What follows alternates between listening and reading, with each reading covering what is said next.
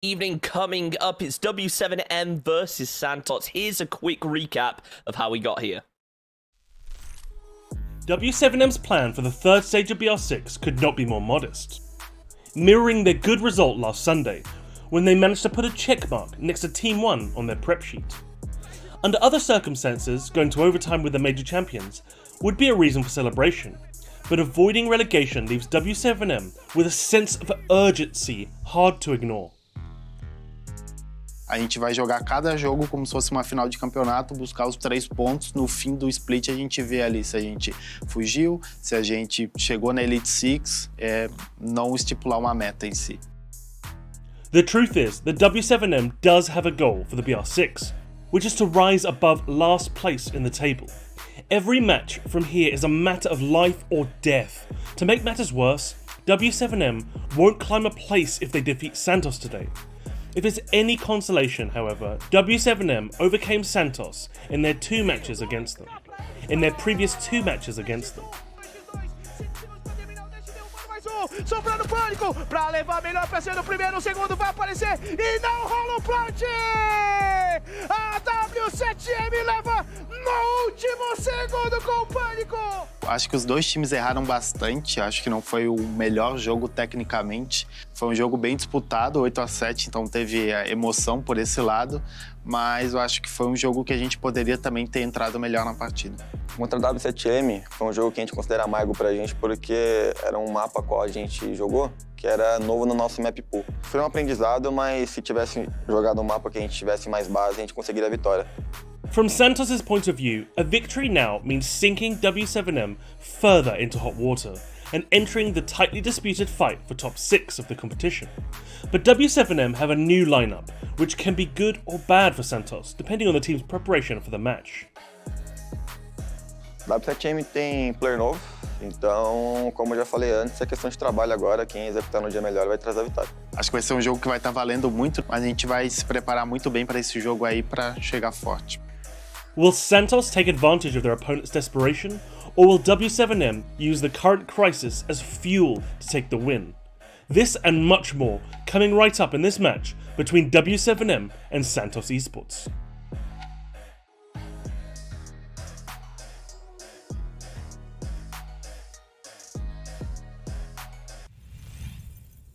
W7M versus Santos for our final matchup of the evening. And Demo, it might just be me, but I think this is setting out to be a very close one right here. Santos obviously starting out well, and W7M with a really close game against Team 1.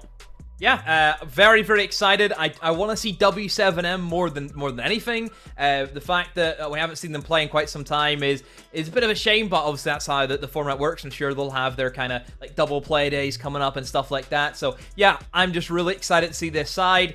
Even though they're at the bottom of the standings, Chunks, I still see so much potential in this side. I mean, if you look across some of the stats that they're hitting, you've got the second place opening kill leader. You've got Herds. He's sitting at 46 opening kills, and he's bottom. I mean, that is a massive, massive stat to have in your back pocket, and for them not to utilize that is surprising. They have 2 players with 7 clutches. They have Panico and also Gui. Both of those guys are clutching up rounds massively at the moment, so I just find it just very, very strange that they're having these big dominating stat lines that win players rounds, but they're not winning the games. No, it's an unfortunate one, isn't it? And at times it feels like some teams will have these players who individually they're doing amazing things, they're pulling off these stats, but sometimes they just can't capitalize on they it. can't click together, Yeah, Ollie, I gotta ask, when we get to these teams right here, where you're thinking we're going to end up on the maps, because we've got the veto coming up in a second, and I think that can give us a good idea of how the game is going to unfold in terms of the playstyles teams are going for. Yeah, let's throw into it and see where we end up. I think I would be very surprised to see anything beyond the norm here. And there we go, Bank removed straight away by W7M. Obviously, it's going to fix, actually. Bank's been removed by Santos. So, I mean, regardless of whoever it was that was banning it, it's gone. And I think that no one's really too surprised at that. We could be headed to an Oregon here, because everybody knows we never play Kafe. So, I mean, I don't even know why we're being teased. Oh, wow. That's why we're being teased. Oregon. is going to be removed by W7M, and we are in fact going to be headed over to Kafe. Kafe is a bit of an interesting one. W7M have played it a couple of times. They've seen a bit of success, but they've also seen a loss. If you look over toward the side of Santos, again, they've played it 3 times. They have won it once. So by no means is it a stellar map for either of these sides. But it could prove, you know, quite telling. I think there's a chance that we see a team that's maybe putting a little bit more work. But typically for me, Kafe is always a map that you see the attackers really stressed and pressured on. And I think whichever team starts off on the attack, they better be having the best attacking phase that they've had all stage, because Kafe punishes you if you don't. Yeah, absolutely. It feels like Santos Demo are one of those teams that when they get that attack going, when they get SDK in there early, he's able to pick up a couple frags, they can just thrive on the attack. So it feels like maybe this map is a good choice for them. I mean, SDK, we talked about opening kills. He's currently 4th. 38 kills he currently has. So he himself has been putting up some big figures. I mean, I think Santos, they're a very driven side. I mean, they have a lot of things going for them as well. Obviously, we know like the mentality is if they're against some of the bigger guys, they don't care. They're just going to play against them and beat them, which they usually do. And one thing about Santos as well is they have one of the best planters currently in the league. They have Collins, 19 plants he has. But I think as of late, they haven't really been focusing too much on their actual plant work. So I wouldn't be surprised if we see them maybe try and go for more plant-orientated stuff, because we know that they can do that. They have it up their pocket. Yeah, they absolutely do, and it is always nice to see, isn't it, Ollie, when you have someone like SDK that can go in there, get the opening frags, and almost open up a bomb site when teams are able to capitalize on that, because I think teams like W7M is a good example. They do focus more on clearing out the whole area and trying to clean up the kills more than playing for that objective at times. Yeah, I think having someone like SDK is really crucial, but it comes on a fine balance, because we've seen what happens when things don't go his way. And, you know, for the pop-off game that he's had so far, he's inside of this stage at least, he's also had 2 games where he's kind of been dragging his heels a little bit. And it's been down to other members on the side to, you know, really start to pick up some of that slack. I look towards somebody like Hunter, who in previous seasons has been very consistent, and in this stage, excuse me, is kind of just finding his feet. So again, it's one of those situations where you want to try and move away from that hero play, and we need a little bit more, you know, all pulling in the same direction from Santos. Yeah, well, there's only one direction that we're heading right now. That's all the way over to Kafe for our final match of the evening. So once again, Ollie, Demo, take it away. Thank you, Chunks. We are going to be hopping into Kafe now. A nice selection of maps today, Demo. I mean, we get the clubhouse, we get the coastline again.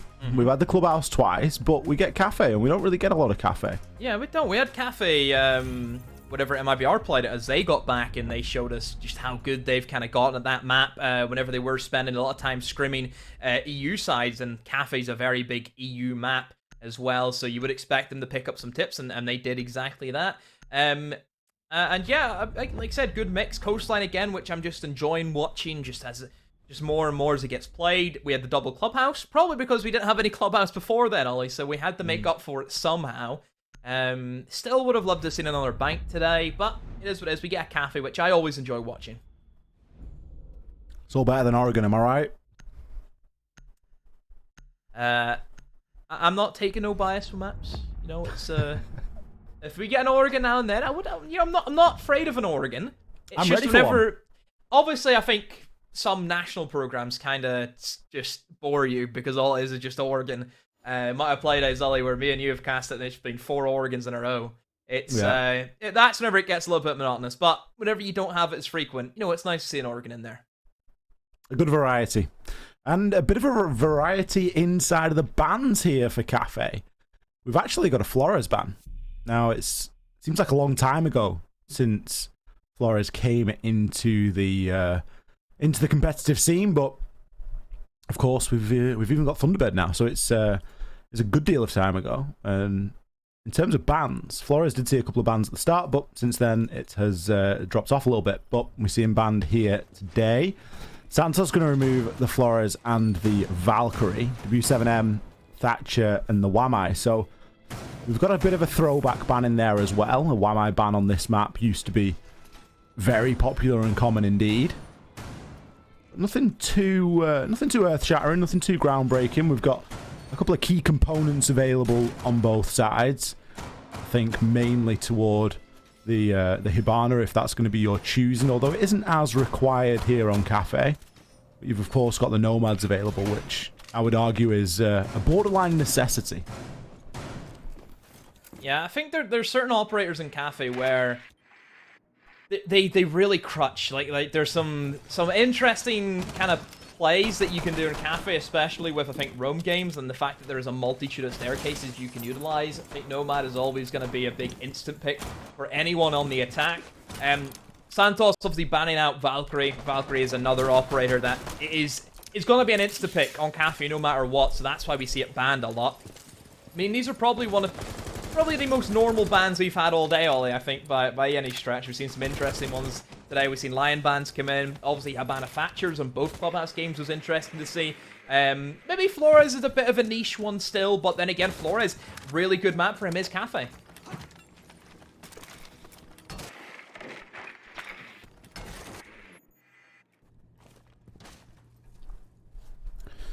Pressure really on W7M right from the get-go, given that these guys are starting on the attack.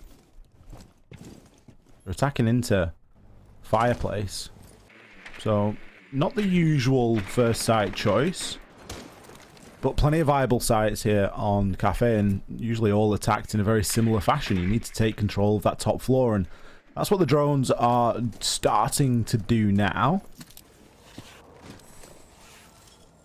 Hayes is just getting himself onto that rappel. He can look to try and hold MGN and stop him from pushing on up any further than White Stairs.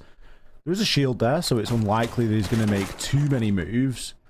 And with options for rotation, W7M slowly but surely are forcing these players from Santos out, but it is not coming entirely for free. Good coordination here as the White Stairs window gets opened up as well, and it does a lot more to further cut off those players in that top floor. Straight in to that top floor. This is where the sledge can have a lot of fun, Ollie, it has to be said. Vertical game is extremely dominant on Kafe.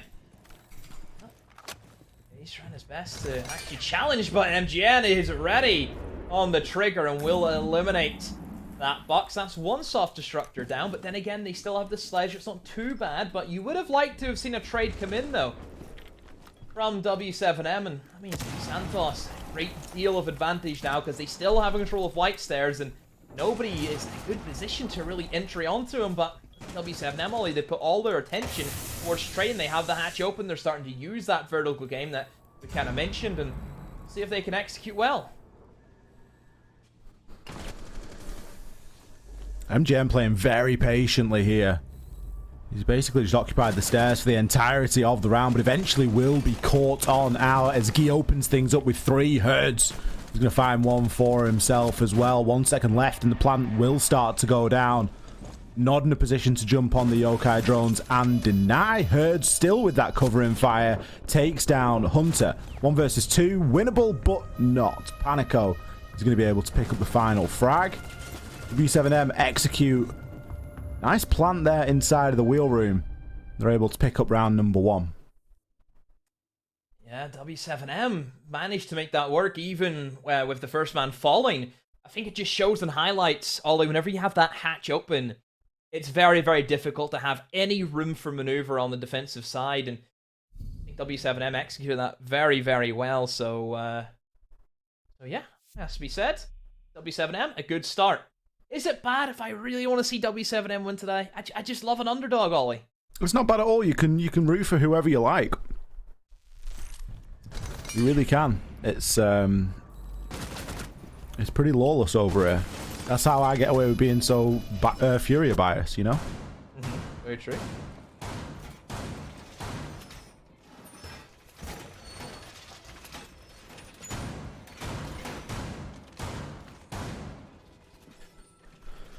Let's see what round 2 has in store. Santos with a change of site here. Going to take us up to the top floor. Demo, for me, they've still not gone to a primary choice site. You know, you would have expected Reading, you would have expected Bakery. Is top floor not primary in your eyes? I don't think the top floor is a primary site. No, I think the top floor is can be fairly straightforward to get rooted out of there. I think top floor is the go-to, in my opinion. I think that's number one. We see this usually first pick straight away. I mean, I personally think a lot of teams are shifting away from Kitchen at the moment. Kitchen is very, very difficult. Like I said about vertical game, Kitchen, you can get really punished quite heavily because of the vertical game. I think Reading has been a big popular one. Like we've seen teams now trying to focus on the fireplace as well now, and into the train museum. So there has been a shift in meta, but no, I still think top floor is still your fairly go-to. Mostly because it's one of the most simplest defenses you can do. It's just hold piano and hope for the best. That is it.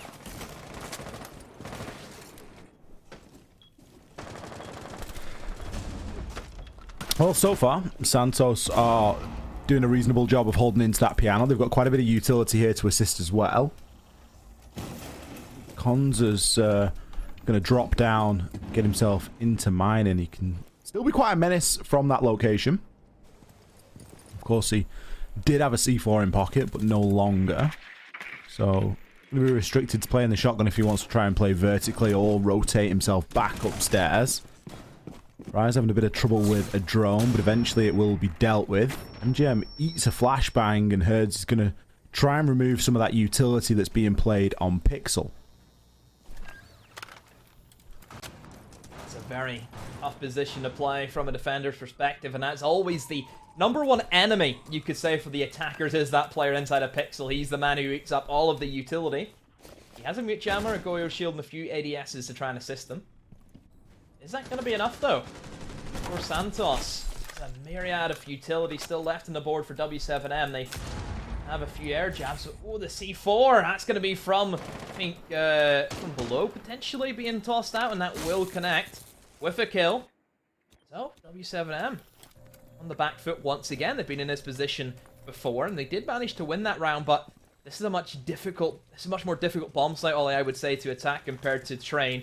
It's all about brute force, and if you cannot burn away these ADSs and you cannot eliminate that Goyo shield, MGN will have your life. And the coordination comes into question here, really, doesn't it? That's an unfortunate circumstance. The nade there getting burnt up by the Aruni gate. I'm not sure if that was its intended purpose or not. I imagine it was going for the shield, but it might not even matter, as Santos, they suffer a loss and 2 downs. Hunter battles back, but it's not going to be enough. 3 versus 1 now, essentially, as Hunter is going to be the sole survivor. Kills continuing to fly here, and with 6 seconds left, you've got to try and thirst after that kill. Hunter, how does he do this? Picks himself up the ace, lands every single shot. A player that I highlighted moving into this game, and boy, oh boy, has he just stepped up. What a round from Hunter. W7M, they had a wall, they couldn't get through it. So they decided to try and go around the wall and just flood into the bomb site, and it worked for them, Ollie. Santos, at one point, Ollie, they had 3 players injured on the floor, a 1v3, and Hunter, out of nowhere, just hits it out of the park. My oh my, he has been the shining star for this Santos side. All season long so far, Ollie. I mean, Ollie, he has 8 clutches to his name, and I believe that's number 9, so he now takes the lead of all-time clutches, I think. Wow. Very, very impressive from Hunter. Didn't even have the Vector. Just throw that in there as well, you know? I don't think he would have won it if he didn't have the TCSG, because he would have had to have reloaded. Possibly 100%. Not, yeah. The Vector is a bit unforgiving in terms of the fire rate and the magazine size. I mean, it's not unforgiving at all. It's like the Rona, isn't it? It's very overpowered, but it's certainly not preferable. But he's landed his shots there beautifully, and he's played that exceptionally well. And that's a classic example of a round that is already won for W7M. All they've got to do is go through the motions, and they still manage to mess it up. And you can't afford to be dropping those. It's not a round that Santos deserved to win off the back of, you know, planning, coordination, anything other than just Hunter's sheer raw skill and gun skill at that. It's an unfortunate round for W7M. I think it's one that they'll potentially kick themselves over, but maybe not now as they've got another site to focus on. Going into kitchen.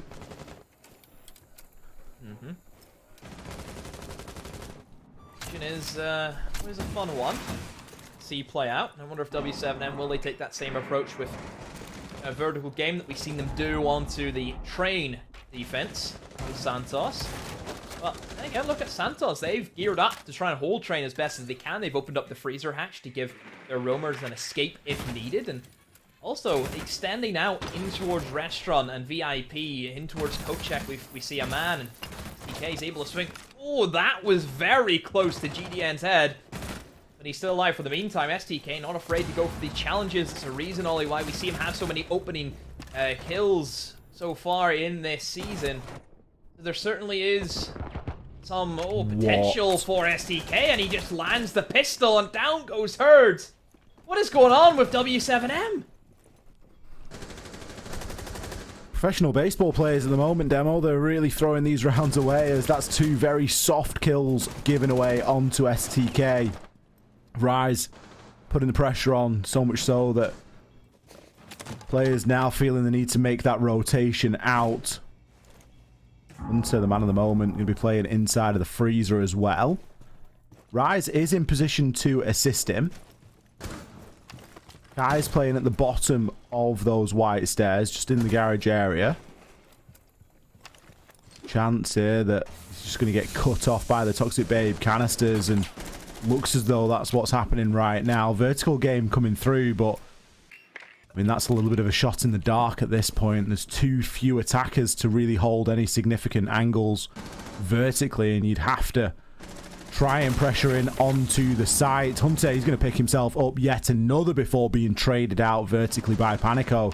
But I do not think there's going to be any panic on the side of Santos at all. GDN has a long way to go. He's potentially looking at a bit of a hatch drop here, as that is going to be held by Rise if he does so. Panico finds his second onto comms, so it truly is on, but nobody has considered Rise or the location that he is playing. 2 headshots to clean up that round. He essentially played the entire round from that location, just waiting for those players to drop through the hatch.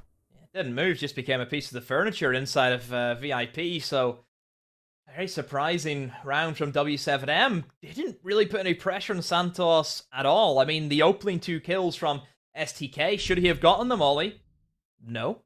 Shouldn't allow that to happen if you're W7M, but it did. It did happen. I mean, I looked at the setup, and you're sitting there and you're looking at it all and you're thinking, surely just hitting in from Bakery is the easiest alternative, no? Like, you look at the setup. There was 2 guys towards restaurant. He had 2 guys upstairs. He had 1 guy in the site. That was it. Nobody towards Bakery at all. Even if you go Bakery and then change your mind after doing a little bit of work in there, you know, you don't have to commit to wherever you enter. You don't have to fully commit to that kind of a push. You know, you can make moves. I mean, even the vertical presence, like W7M had obviously planned to have a vertical presence there, and it actually worked really well for Panico when he got up there and started doing it. He found himself a couple of kills. A lot of the damage had been done at that point because we'd seen players try to just rush in through main door. So again, you know, you kind of do in steps 2 and 3 before you've even done step 1, and I think that's really where we saw W7M fall there. But they have an opportunity to redeem themselves now. We've spoken already about how pressured attacks can be on this map. So as long as they're able to get a couple of rounds here, I don't think they're going to be too disheartened. They're back into attacking upstairs into that reading room. Sorry, not the reading room site, the dining room site. Oh, it is in reading room. Yes, reading now. So you will expect to see a heavy top floor hold from Santos in this scenario. So really no surprises here from their setup. I mean, all eyes are going to be in W7M. Kafe is usually an easier map to play from a defender-sided. Very straightforward. Not too many things that you can do that's too over the top. It is fairly streamlined. I mean, it's up there with you know, one of the easiest maps to play, with like Oregon and Clubhouse. Just everyone knows how to play it. But the way you play it is spawn peeking, jumping out of windows, swinging everything you can. You know, it suits a specific play style for some teams, and some players just excel on this type of map.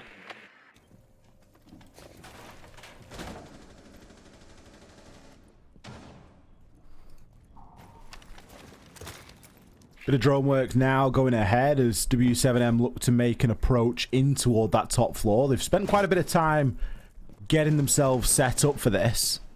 Rise is still going to be playing up there on the Echo. Flanks should be somewhat protected as we do have the Nomad in play. I don't think it can work out whether it's a top floor clear or just a straight out and out of sight push here, as W7M have spent so much time at this point that they can't really afford to be going up and opening extensive vertical angles. They're instead just going to have to try and push in onto the site. The biggest problem with that being is that there are players absolutely everywhere. Panico's probably asking why is he there, and MGN just springs up behind the bar downstairs and finds first blood. Hunter can now look to rotate and make his way back in onto the site. Any vertical angles that now start to get opened may be greeted by a C4, as Cons still has one in pocket. Players for Santos stacking up in that laundry area. Herd's going to take advantage of that, shutting STK down, but instantly refragged. Cons there with the covering fire. 20 seconds now remain as Kai's, he's looking to try and make a big entry and a bit of a name for himself here as he moves on through. Takes down Rise, playing on the Echo, backs it up with a kill onto Cons, and is now providing enough cover for the plant to start to go down, but they didn't account for Hunter. Yet again, he comes in at a crucial time, laid prone with the shotgun. No. Can he find the final kill? The answer's no. Guy sprints his way on through, pre-fires, hip-fire, pre-fire no less. Manages to clutch things up. I thought that was going to be another round for Hunter, but no. W7M, by the skin of their teeth, they take it.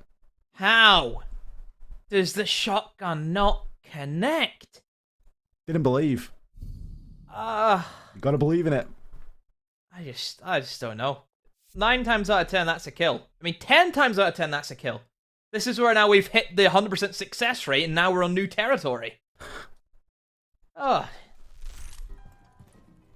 Don't know where to go from here. That is completely spun, I think, the momentum of this game now, because that, if you're Santos, that's a bad feeling, because that's a round that you looked at and you probably thought, hey, that should have been ours, but it's not yours. And W7M, like you said, Ollie, skin of their teeth, just about pulled it off.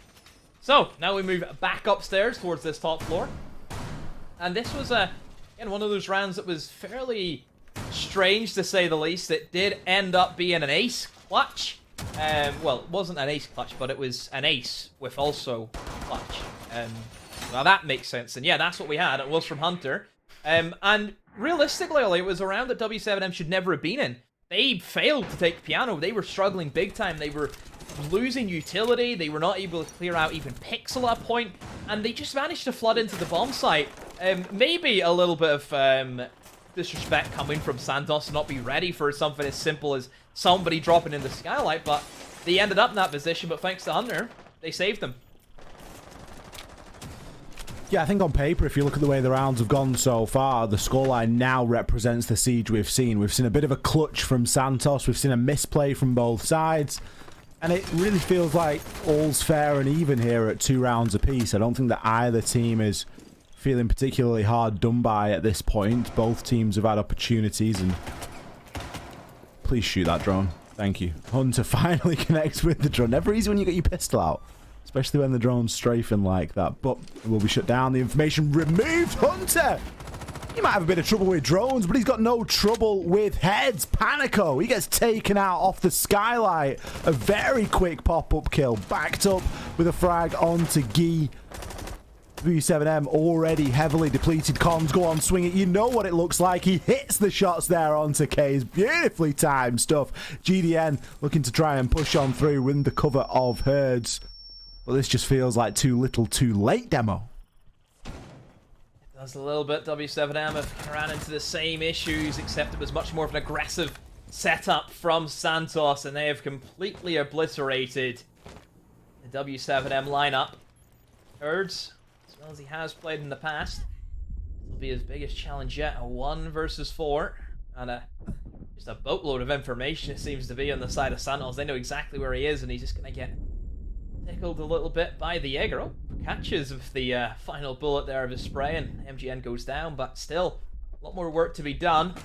Still active information just constantly being fed. They know where he is at all times, and he will take the plunge into White Corridor, pushing down in towards Planks, and this is a good crossfire being set up. And down he goes. STK will finish him off, and that was a Santos round all day long.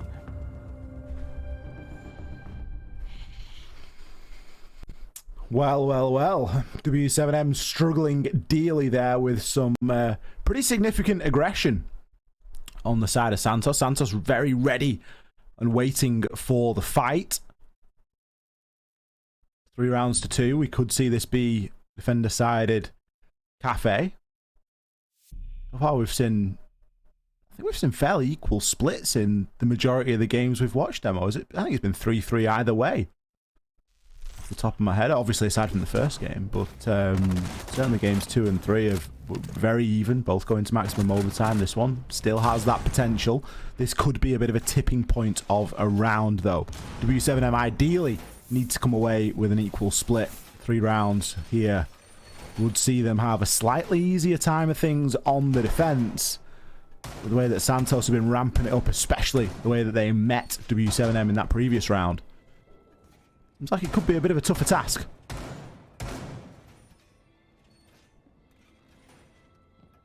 Kitchen now is where we go. Last time we were here, it was... don't really know how to describe it. It was just STK swinging everything, peeking everything, Ollie, and just the bullets managing to hit. So we'll see if W7M can maybe take a better approach. And I mean, look at STK, Ollie. He was looking for a spawn peek right off the rip, man. He's taking no prisoners today, and STK is a bit of a wild guy, as we said. You look at how he performed against FaZe, Ollie. How many kills did he drop? 16, 17, something like that? It was something incredible, wasn't it? And, you know, that's just the kind of player that STK is. On his day, he will serious. And the thing is, even not on his day, he's still going for those spawn peaks. You know, you look at him now, 4 and 3. He's not setting the world on fire by any means. That's firmly being done by Hunter. But he's still got the confidence to be looking for those early advantages wherever they can get them. And I feel like the momentum certainly with Santos to be doing that as well.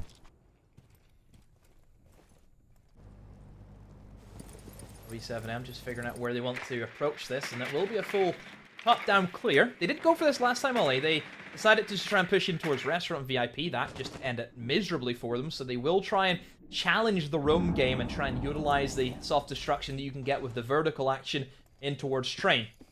So now this is where the pressure kind of lies on the Santos. They will start to get pushed out, start to get droned, start to panic. That's where W7M can really capitalize on those mistakes. If they can really pay off in many of those scenarios. MGN will be pulled out in the drone, and you can see W7M, all of them getting in position, all the way hitting them. Big crossfire. Herd's trying his best to go for a bit of a wall bang, and that little bit of pressure, Ollie, is enough to scare away Santos, and they've dropped down the freezer hatch and they're back in sight. Santos have still done a good job. You know, they've managed to waste a good portion of the round there. C4s that can now be used vertically. We already know how effective Panico can be on these vertical angles. Bit of a risk of placing one out as a pre-placed.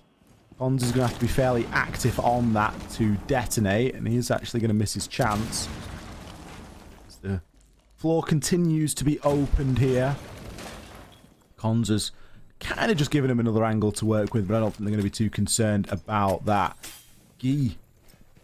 He knows that somebody's down there. STK had the sixth sense to throw out the Gumangi. Please don't get caught inside of that Guman. You know exactly where it is. In fact, it's going to place an air jab a little bit further down the stairs. Is it going to be enough? The answer is no. It isn't even going to detonate, but the shots aren't going to connect either. STK getting away with his life. No idea how he's managed to do that one. The flashbang is coming on into sight, and continue to provide that pressure. Herds has made a big entry and he's going to pick one up, but they are being responded to. Santos in good positions to retake onto this as the kills do continue to fly. GDN has the kit in hand and is going to start to try and nail it to the floor. Hunter, the only surviving hope, will be taken out by the pistol. Panico, he's going to be the one to provide that cover. He'll have had the call that Hunter was one shot, and that call was correct. Everything all square here after the first half.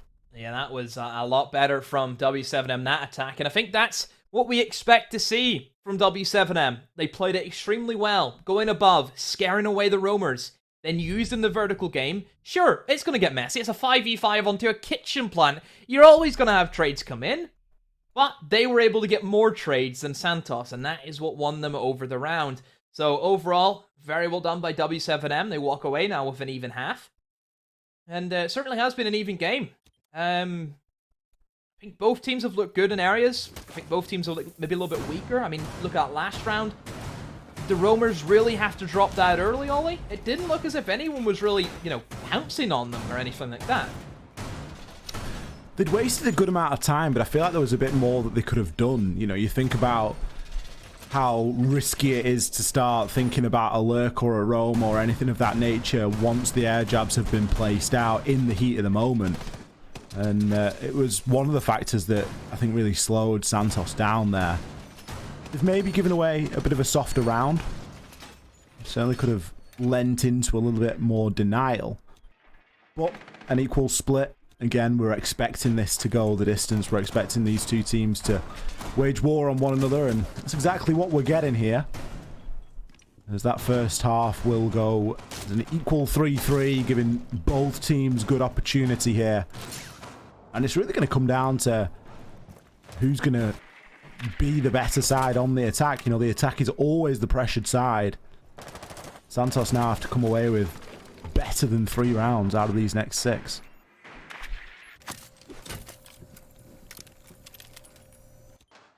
Moving in now to first round of Santos and their attacks. See how they want to execute onto top floor. I mean, W7M, they have the greatest of times up here. They really struggled, Ollie, with just figuring out piano, something that you would expect to be very simple, but it just looked very, very difficult. So, see if Santos maybe do whatever they did a little bit better. I mean, Hunter right now, Ollie, 11-4. He's really leading the charge across both teams. I mean, he is, 6 kills between anyone else? Yeah, he's really popping off. In the lobby average is probably, 5 kills, something like that, if you discount him.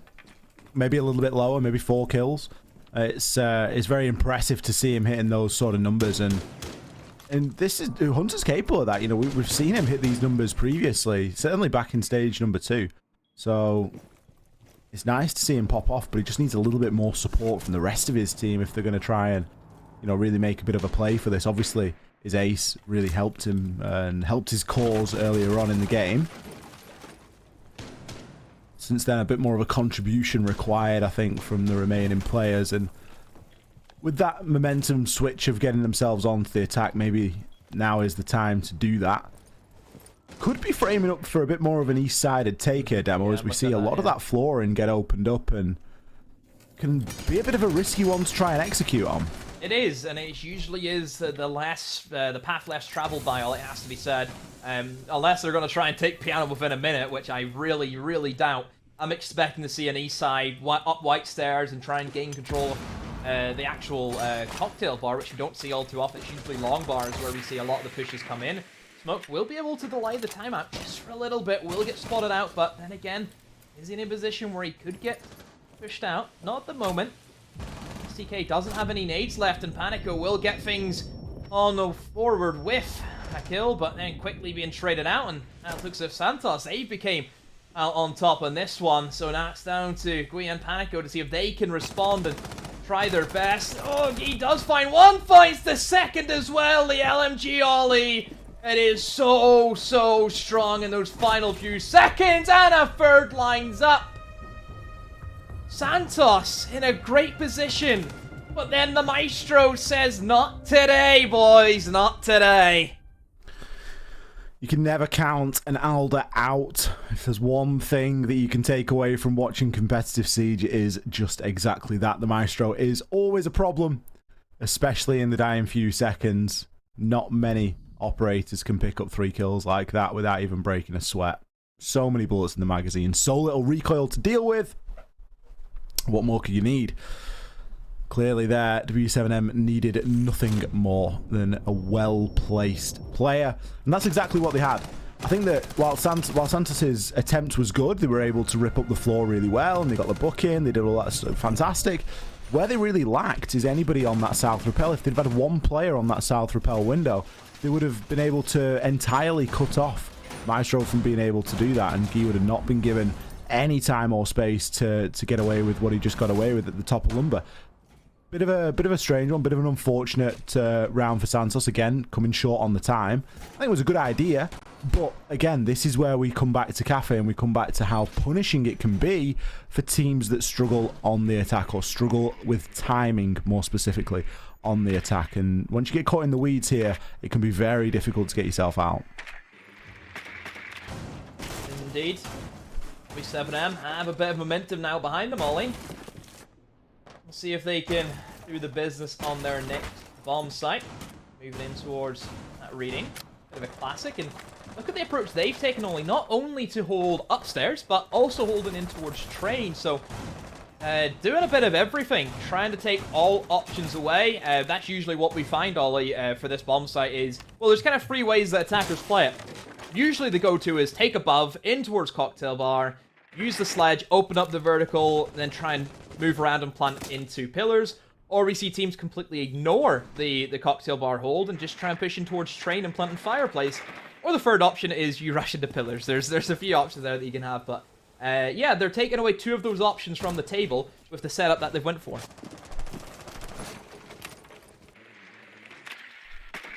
STK going to be on that south window rappel. It's one that I commented on earlier, but see how much bearing it has inside of this round. He's obviously looking to assist in clearing out that top floor. I thought Rise was getting baited out there by the alibi, but it seems as though just pre-firing through into the wall. Herds will have the opportunity to drop here if he needs.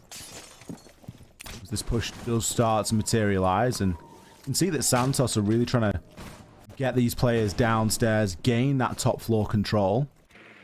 But again, it's taking a good amount of time. A little bit of drone work coming in onto the site. With no smoke in play, it does give Santos a little bit more time to work with here. Still the small fact of 3 C4s. Now, potentially, they could be going for a plant inside a dining, as that's certainly where Cons is indicating toward this time, given that he is the diffuser carrier and he is opening up that wall into dining, just on the side of fireplace. But it does need to be finished in getting opened. It's going to be soft for the time being. It can easily be opened myriad of ways by these attackers. Potentially could be looking for a plant. Yeah, definitely gearing up towards that side, but... And again, look where Cons is with that diffuser. He's the main man to try and get these plants down. Like we've mentioned before, Ollie, with Santos, they have a good plant record, and certainly something that they can try and go for. So I'm not entirely sure what their main plant's going to be. Will it be in towards raiding? No, with that rotate from Cons, it looks as if it's going to be towards fireplace. SDK makes a great peek, and it will eliminate Guy. And oh, they all start flooding in Santos. I've got a myriad of kills on the board. And another one falls due to an A. GDN all by himself will eliminate MGN, but still there's 3 more to find. Diffuser is cold though, Ollie. That is one thing that we have to mention, but it will be picked up by Rise very easily. Live action pings coming up, but SDK is there. He had a big round to play and really played it perfectly, Ollie. Now we go back, level pegging.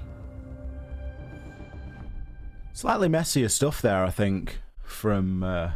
W7M. They had the opportunity to really sort of hold Santos out there for a little bit longer, but when it's as unpredictable as an approach as what Santos just showed us, then realistically, what are you going to be able to do? I think that Cons did a great job there of getting in on the Maverick and opening up a couple of those key walls, and they were almost dummy sort of distractions at points and just giving his team further options to work with. It was all things that really heavily assisted there. So you mentioned STK had a bit of a standout round, which was, I think, something that he's potentially needed. Looking at this game in isolation, he's not had the best of games so far, but slowly but surely starting to chalk those kills up. He's actually managed to get himself up to double positive, 10 and 5 now. He's not quite caught Hunter up just yet, but he's not far behind. No, not too far behind. Definitely starting to catch up. Now we move into kitchen this time for W7M. Haven't seen this from them as yet. Ollie. And lineup. Looking to be roam orientated. The fact that we're seeing Alibi be brought in kind of leads me to believe that. We'll see if they want to try and hold above. Did they reinforce the garage walls in white? Did I see that correctly? I'm not too sure. Did they? I don't know. It looked as if they did. So if they've reinforced in towards the garage walls also, they're going to really be hunkering down in towards VIP and restaurant. That's a definite. So they will be going for the roam game, Ollie. So they're going to play pretty much the same way Santos were playing.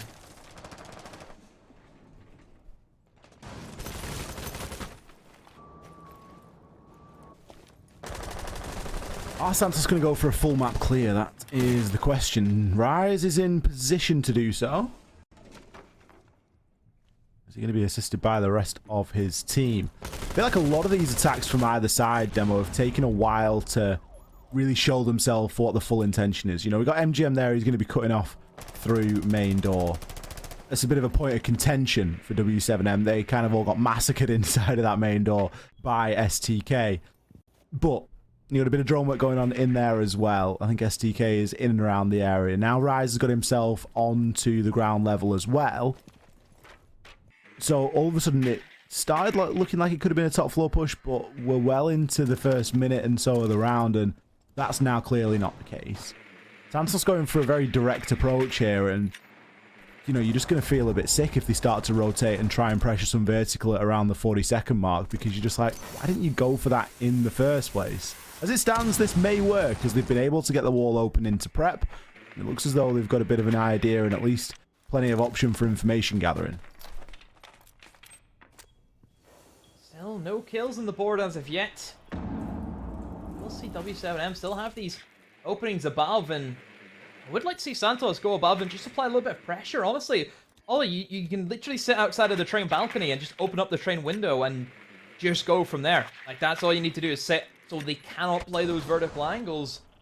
Because, I mean, W7M, they can really run you in circles if they have that upstairs control. So, I do worry for Santos. We'll see if they can play with it and see what they choose to go for. But, I mean, Herds, as long as he can cover that breach, Hans is not getting no plants down today.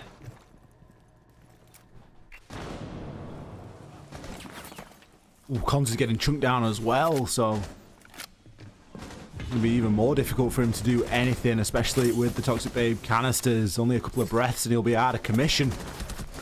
Does eventually get himself down as kills start to come on through. STK takes out Panico. Rise finds a second. And Kai's, it's 1v3. Plants going down. Rise takes him out from above. Santos, they get away with it there, Demo. I honestly didn't think that they had much of a chance on that round. Yeah, but they did send someone above, which was the game changer. They were able to put pressure onto those roamers who then couldn't put pressure onto the players flooding into the bomb site. So all credit to Santos. They seen what they needed to do before they could finally pull off and execute. So all credit where it's due. Santos, a great all-round round from them. So yeah, great stuff. They take the lead once again of 5-4. W7M back behind now, but still one round between them. Not enough of a margin for any side to be getting too ahead of themselves or excited just yet. Still chance for W7M to pull this one back. Going to be going upstairs, bar and cocktail. Especially with the approach that we saw Santos go for previously when they attacked this site. They got themselves in underneath. I forget who was playing onto the book. Potentially Rise. Got himself in underneath and was able to destroy a lot of the floor, and it was an out-and-out east-sided take. That's obviously not going to be the case this time, given that there is not a book in play. You're not going to be able to have the same effect in terms of opening up that cocktail balcony floor. So maybe we see a little bit more of a standard, a little bit more of a typical push here from Santos, and that could just be what it takes for for them to get this one over the line, because it was a bit unorthodox last time, Demo, wasn't it? I think we agreed on that. Yeah, it was. It was certainly outside of the box. And, I mean, sometimes it's good to see. It is good to see teams try new things, and maybe things that we don't see all too often. But in the end, I still think if you want to try and take this bomb site, you need to take the piano control. It has to be from red stairs into piano. Use your utility. I mean, it is something that W7M struggles with, was their utility usage. And Santos shouldn't have too many issues with it. It does seem, I know I may be saying this and it's, you know, you're not playing, you're only saying this in hindsight, it is what it is, but all you have to do is throw a couple of flashbangs, toss an 8 in, blow up the shield, and you've got the control. That's all you need.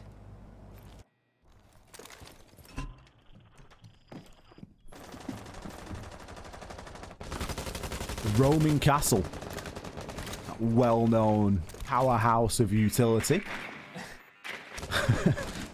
Jokes aside, you know, it may work here for Panico if they've got a specific use to bring the castle. It could pay some results, especially in conjunction with the laser gates. It can be a very time-consuming combination. Obviously, with Rise on the Sledge, it is less so, but still, you've got to be in a position to get rid of them. That can often be a large part of the problem. Have a roamer all the way down on the bottom floor as well. Herds is going to be inside of the bakery at this time. Flank watch proving crucial. Hunter needs to make sure he's getting the air jabs out onto the staircases and just removing all ability for these players to flank on up. Herd still below.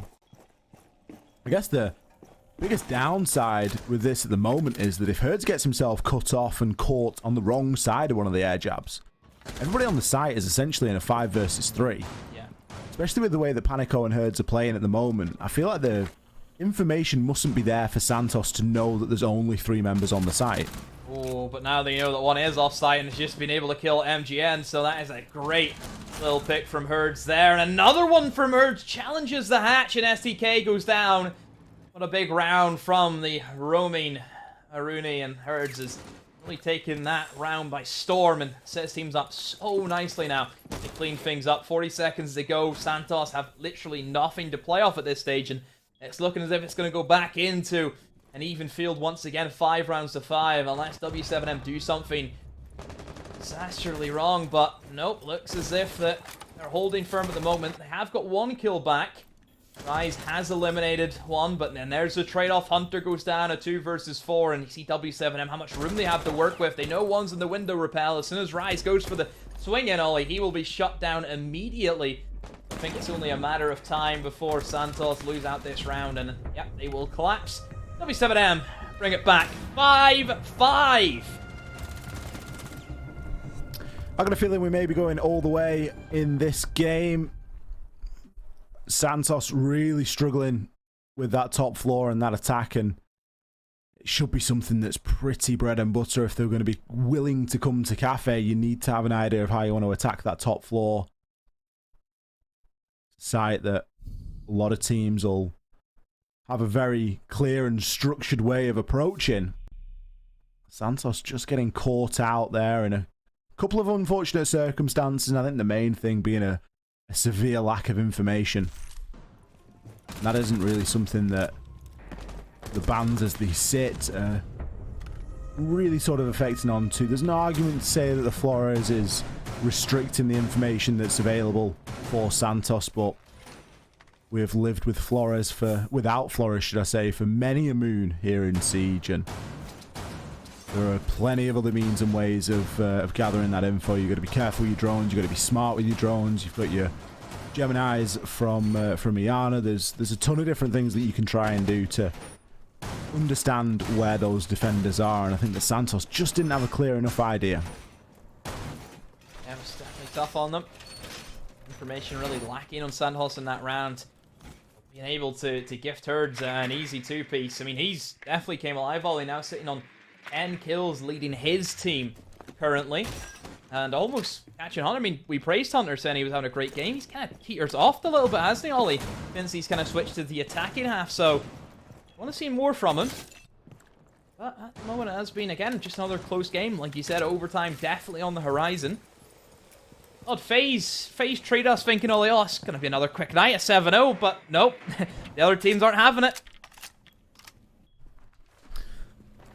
No, we were really going to pay for yesterday, and the best way to do it was to get it out of the way and sort of sting us now while we're still high on life after a short day yesterday. But I don't mind watching two teams go at it. It's nice to see how much these teams have got in the tank. You know, the sort of the longevity of these games can really be a big telling factor sometimes, especially if they've had a previous game that's run quite short earlier in the week, or sorry, the previous day. So nice to see Santos being pushed here by W7M. Two teams that are occupying a similar spot inside of the leaderboard. Obviously, W7M dead last at the moment, but there is nothing to say that they can't climb their way out of that relegation spot.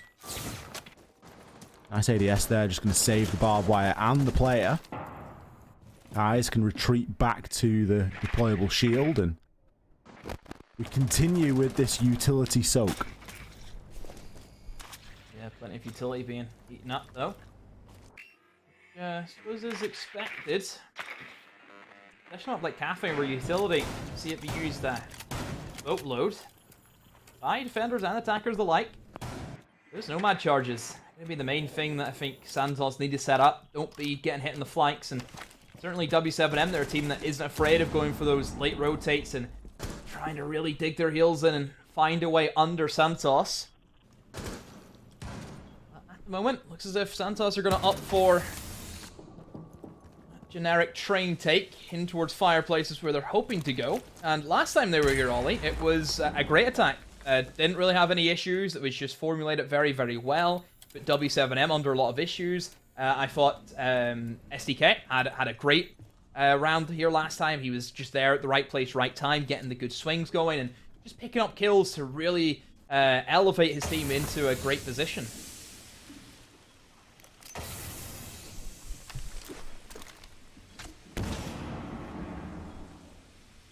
Hans has got the potential to push on through here and maybe try and get the diffuser down. He's pretty unsure about the whereabouts of a lot of these players, but STK and MGM both collapse in at the right time, and it only took a few seconds and every kill was found there.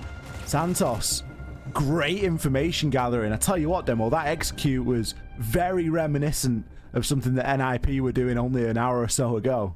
Yeah, very impressive from Santos, and they are back in the lead. Again, another back and forth game, Ollie. I don't think has there been, 2 rounds difference between them? I'm pretty sure there's only just been 1 round at least between them, just that 1 round buffer. I think there's been 2. I think Santos were up, but 5-3.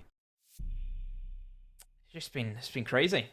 It has been crazy. So it hasn't even felt like an advantage, though. You know, no. there's been no clear way. We'll go all the way with this game. I'm sure of it. Who knows? Maybe Santos, they can have a good attack on towards the kitchen now.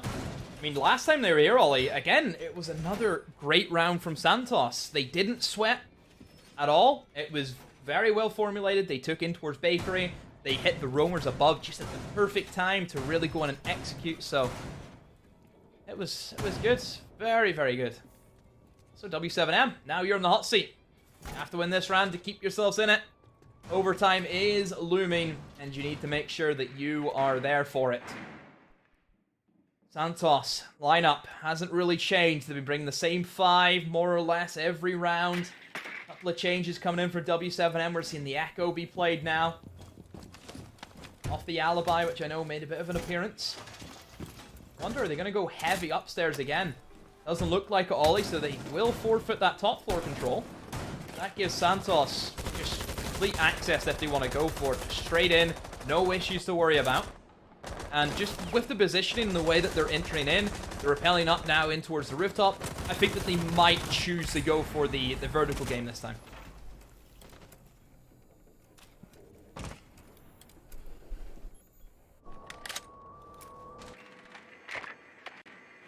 Santos, an opportunity then to walk away with 3 points out of this one. A lot hinges on the attack, as you mentioned, Demo. The vertical game could be the key here. It's somewhere that has been semi-neglected from both sides. It's been used, but it hasn't been truly abused. They've not been getting themselves in there and causing a real menace nice and early.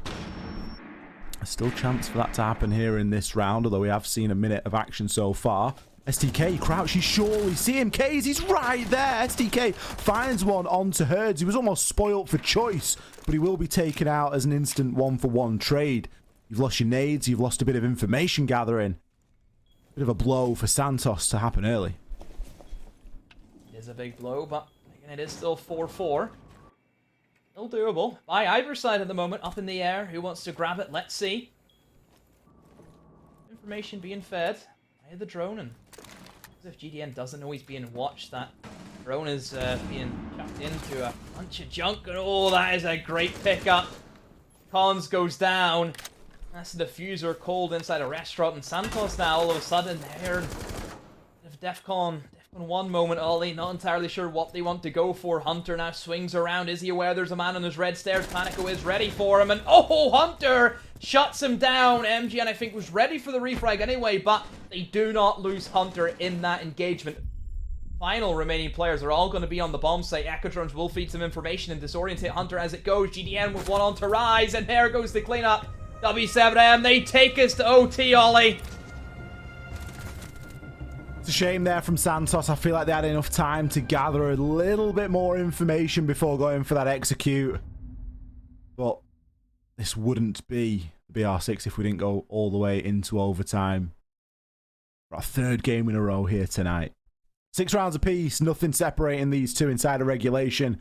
We are forced into another guaranteed 2, potentially 3 rounds.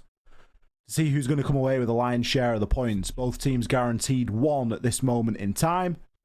The winner, of course, will come away with 2. W7M continue here on the defense.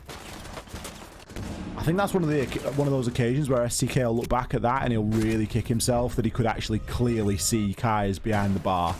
And that little opening engagement goes a little bit differently. It could have been an entirely different round. I'd have to go back and rewatch. I'm not sure what sort of utility was available, whether nades were up or anything like that, but there was definitely more that they could have done earlier on inside of that round. There's a lot to be desired, certainly. So, W7M, they continue with the defense. Keep in mind, Ollie, it was even as it went into the second half, so does it favor any side at the moment? Nope, doesn't favor any of them. It's definitely there for the attackers and the defenders. Had a lot of that tonight, Ollie, where it has been even at the half. Pretty sure our other 2 games earlier, apart from the phase one, obviously, which was not even. It was blatantly one-sided. It just went to 3-3, and whoever took it, that was it. No, it really has. That's the way that it's been rolling, and it's good to see. You know, it's good to see that there's not a great deal of attacker or defender bias in a lot of the maps that we've seen tonight. And certainly the matches that we've had, I think we've had some really good matchups as well. This one is really proving its worth. You know, both teams 6 rounds apiece, not a lot separating them. Both teams really fighting in the bottom part of the table. W7M fighting the hardest out of anybody so far to try and get themselves off that bottom place position. Points here could go a long way toward that.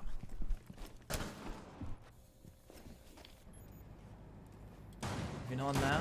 We've already hit a minute gone in the round. Nade almost hitting GGN there, and he has to back away just a little bit. Collins is taking a bit of damage also, so he has to be careful. One fatal move and he could be taken out by a single bullet in many circumstances. Santos. I mean, look at their take, Ollie. They're all about the windows at the moment. See what information they can find, but Santos all in on this east side take. Seen them go here before, Ollie, and they've tried this attempt in the past. 7M, how are they going to approach this one?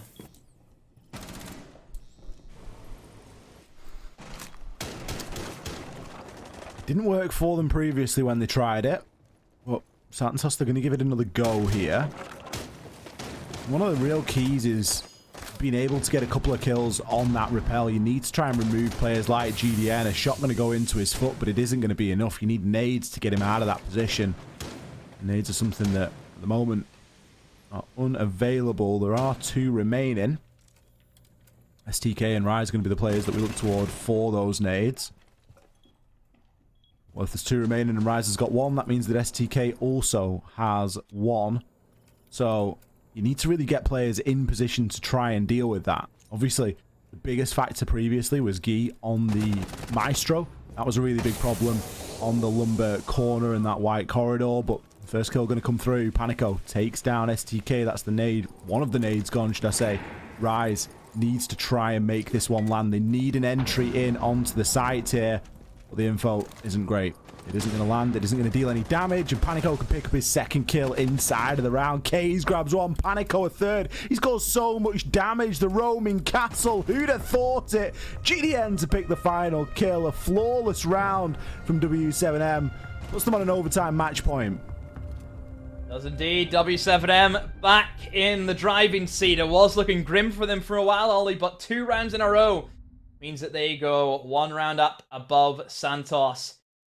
7-6. Will it be max OT again, Ollie? Will it? I guess possibly. Very possibly. I'm not counting anything out at this point. I know you're cheering W7M, but I've just got a feeling about Santos. He's got a feeling. Well, Oh, let's see. Let's see. Oh. I'm not sure if everyone at home's seen that because we flicked over to the replays just before, so I will keep you all in suspense for a second. But there has been a 6-pick. We have seen the Nook come out. The Nook in an overtime on a match point nonetheless. This is huge, Demo. I mean, I think Nook definitely has replaced the meta. I think the fact that she has nades makes her just viable no matter what, just apart from the gadget. It's almost like we see, why we see Alibi kind of in the meta, Ollie, is not because the gadget is overly insane, but because of the, the loadout that they get. FMG9 is a very good gun to have for an attacker. The nades, like I said, obviously going to be a massive bonus. I mean, obviously the gadget is there, but the gadget is sometimes tricky to really excel with. I mean, Nook's biggest disadvantage is if there's a Melusi on the side of the defense. You just can't do anything against that. But thankfully, though, for him, there is not a Melusi on the side of Santos in their defense. So certainly there is opportunities for crouch walking to really shine through.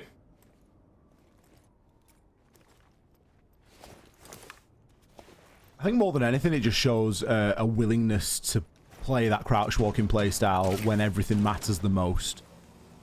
And that's the kind of confidence that I really like to see in a player. If Kaze is going to get himself in there and cause a bit of a nuisance, crouch walk his way in, see if he can find an opening, get behind enemy lines, as it were. That's really something that I'm about here. But it's whether he is going to be given the opportunity to do so. Currently getting droned in upstairs. Going to be making his way up red. Drone working ahead of him. Should be able to call everything out required. There's going to be a bulletproof camera, but of course not can semi-hide from that. It's going to be a successful demo. Guys, finds the opener onto Cons. That was the entry that W7M really needed. It was indeed. It was indeed. And just the Nook just plays that game style of, it's only me. I'm going to have to do everything I can to get these kills, and he's done just that. STK has been spotted out by the drones, and it looks as if the Nook was on for another there. They know where STK is. They know positioning now. Santos. No roamers to worry about anymore. Here comes the nades. This is why Nook is going to be so strong. Oh, wow. Hunter! Oh, the nade hits him. And then the Goyo shield explodes right beside him, and he gets burnt to a crisp. That is a tilter. Hunter, for the game that he's had, he does not deserve that to happen to him. Hunter has had a standout game. And just an unfortunate series of events sees him taken out when everything matters the most. W7M on a match point. They've been able to pick up the first 2 kills without response. The pressure is really on Santos here. They've got 45 seconds to try and hold off. Rise is going to be on the Echo. Has his Yokai drones available. STK does something to stop this round from landsliding into W7M's favor as he takes down Kai's. It's a small step in the right direction, but it is only just that. And there's quite a long way to go yet here. MGN, you can see, he's looking for information off his teammate's screen, likely onto a yokai drone, knows that somebody's going to be pushing him through into Piano. Just has to sit and patiently hold on to that angle. Another nade being cooked, but a headshot will be gained as Herds is going to be the next player to fall. Guy shuts down STK, and it's now a 3 versus 2. Match point for W7M. A lot rides on these next couple of seconds. What? All the kills come up Santos. MGM and Rise shut it down, and we go to maximum overtime.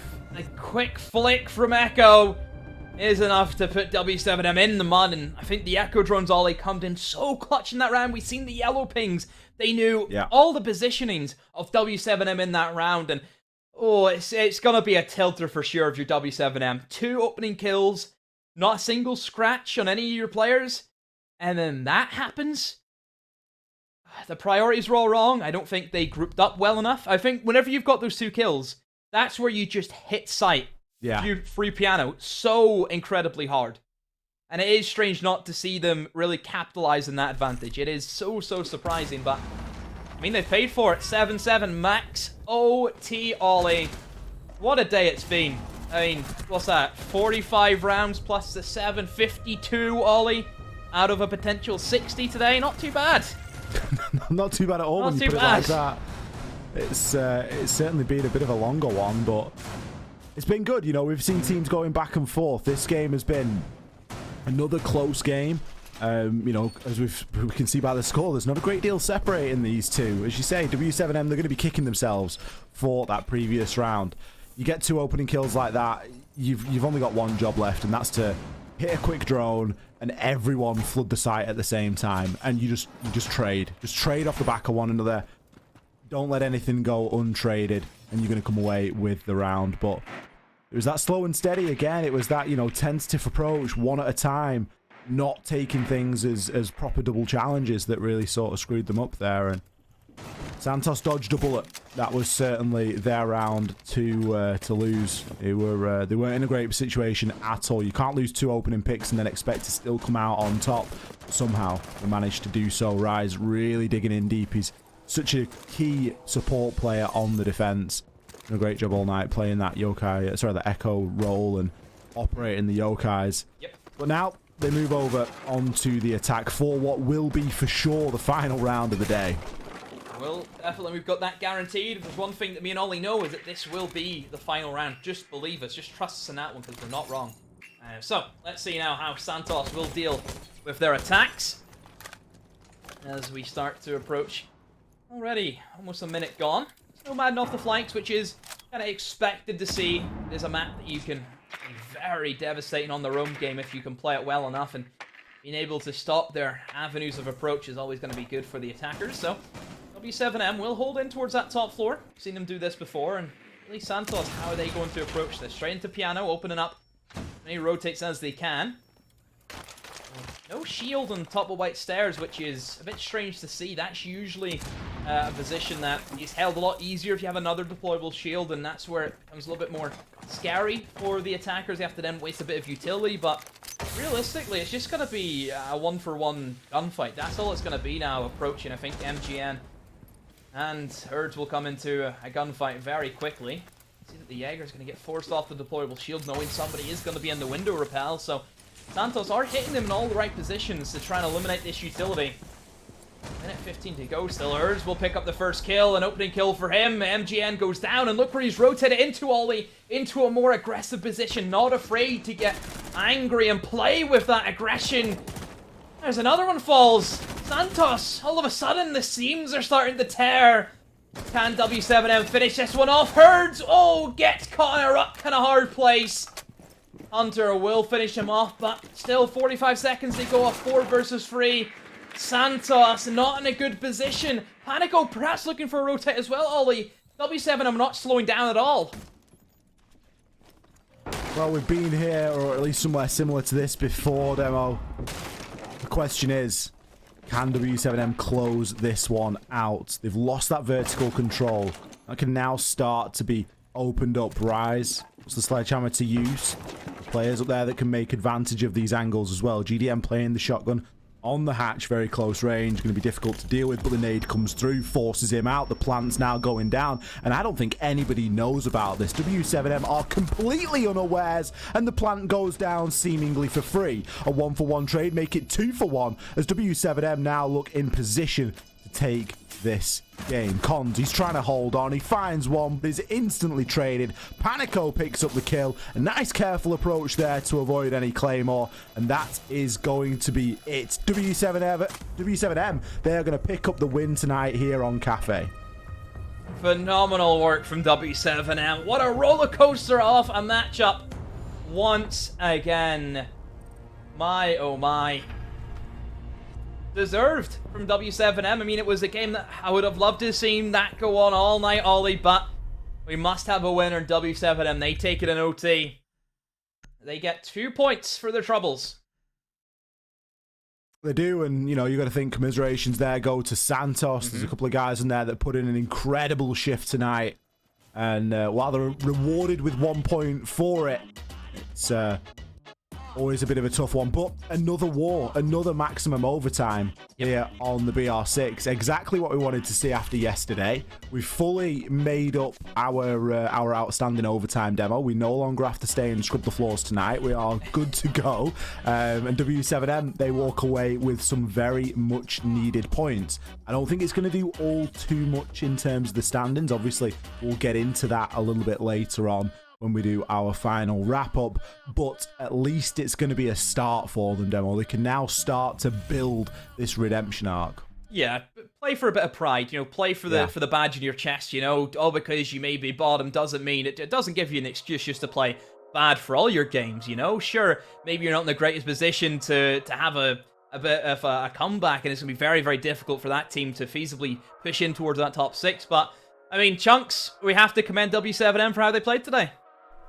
We do. It was an amazing game to get to watch, and I feel like those two teams kind of complemented each other so well. It led to an amazing game of Siege. As soon as one team started to get aggressive, another would kind of slow things down and match the pace. And Ollie, I think that's something that W7M did really well. When Santos would start to get a little bit more confident, get a bit more aggressive, W7M were confident enough to slow it down and just wait, let Santos make their mistakes and come to them. Yeah, W7M were happy to play at that kind of a pace there, I think, and really sort of play their own game of Siege, you know. And if Santos were playing aggressive, they'd meet them with aggression. If they needed to be a little bit more reserved, then there was opportunity for that as well. You know, it wasn't a flawless game from either team. Both teams made a good couple of mistakes, and there was a lot of times when me and Demo were sort of saying it'd be nice if they do this kind of a push. I think it'd be easier if they did X, Y, and Z. So they certainly went the harder way around things, at least from my perspective watching, and based off what we see other teams do. But they met each other very well, and that's all you need for a good game of Siege. You just need two teams that are equally matched, and that's exactly what we got tonight. Absolutely. It was exciting to see. Obviously, it feels like Demo Santos were maybe the favorites coming into it after their strong performances, and I think that factor, and we mentioned it so many times tonight, of that lack of nerves against the top teams coming in as underdogs, and then when they have that pressure on them against squads like W7M, it feels like every time we got towards the end, they were just unable to really close it out. Yeah, it was very, very difficult for Santos today, but hey, I don't think they should beat themselves up. It was a good game of Siege, and again, it was on a seesaw. Could have went either way. Absolutely, it could have done. Let's have a quick chat to Panico, though, see how that game felt from his point of view, because from ours, it was definitely one hell of a battle. Hi guys. Welcome, man. What an amazing game. It must have been a rough one for you. It went on for a while. Are you tired after it? Are you feeling good about the result? We don't feel so good because we need the 3 points, but it's not a bad result. It's gonna be worse. Yeah, you know what? It's all about stacking points, isn't it? Do you feel like this is going to give you a good boost going into the future weeks? Because it definitely showed that you are super aggressive and willing to take those fights when you need to. We need to get every point we can get, so we can leave this last place. Panico, something that I wanted to ask you was how are you guys finding playing with K's? Obviously, he came in to replace Kurtz this season. Is that a change that you guys are excited about? Like, are you really working well together? Actually, he's placing Mav. That was excuse our me, last Mav. play. We feel good because on the last split, or I mean, 1 year we got this lineup. Ernst was our only fragger, but now we got two, and we try to make things different and be more aggressive. Yep, I mean, it definitely showed. Panico, I'm going to let you get off because I know it was a long game. I'm sure you need some rest after that one. Thanks so much for joining us, and hopefully we'll be seeing you again shortly. Thank you. Good night, guys. Or day, I don't know.